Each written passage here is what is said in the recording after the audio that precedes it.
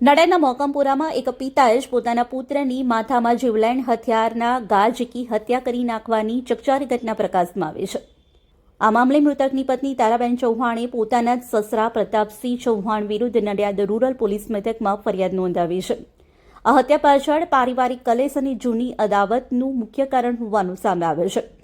ફરિયાદી તારાબેનના જણાવ્યા મુજબ તેમની નાની બહેનના લગ્ન તેમના દિયર સાથે થયા હતા, પરંતુ સસરા પ્રતાપસિંહના ત્રાસના કારણે તેમની વચ્ચે છૂટાછેડા થઈ ગયા હતા અને આ બાદ પ્રતાપસિંહ ફરિયાદી એટલે કે તારાબેન અને તેમના પતિ કમલેશભાઈ વચ્ચે પણ છૂટાછેડા કરાવવા માંગતા હતા। જો કે કમલેશભાઈએ આ વાતનો ઇનકાર કરી દેતા પિતા પ્રતાપસિંહ પુત્ર કમલેશભાઈ પર અદાવત રાખતા હતા। આ ઉપરાંત જમીન બાબતે કાકા સસરા સાથેના સારા સંબંધો પણ આરોપી પિતાને પસંદ ન હતા, જેને અદાવત રાખી પોતાના પુત્રને જ પ્રતાપસિંહે હથિયારના ઘા ઝીકી હત્યા કરી નાખી।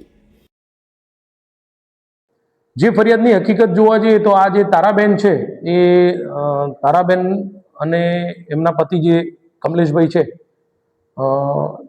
તારાબેનના બેન જે છે પારુલનું લગ્ન પણ આમના કમલેશના નાના ભાઈ હર્ષદ સાથે થયેલું હતું।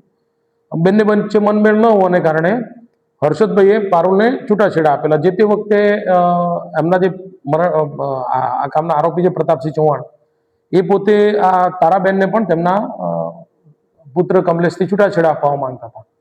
હવે આના પરિણામે બે વચ્ચે થોડો ખટરાક થયેલો, કેમ કે કમલેશે તારાને છૂટાછેડા નહીં આપેલા। ત્યારબાદ આ પ્રતાપસિંહ અને તેના ભાઈ હિંમતસિંહ તે બંને વચ્ચે પણ જમીન બાબતે વિખવાદ ચાલતો હતો, જમીન વેચાણના પૈસા બાબતે, જેના કારણે પ્રતાપસિંહના સંબંધો આ હિંમતસિંહ સાથે તૂટી ગયેલા।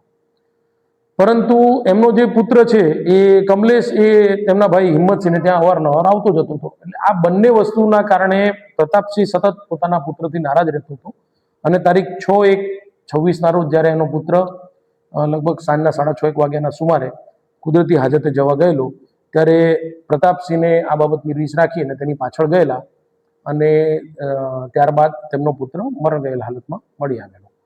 એટલે આ જે ઘટનાના કારણે તારાબેને થોડી વિગતવારની પૂછપરછ કરી ત્યારે એમને જાણવા મળ્યું કે એમના પતિના માથામાં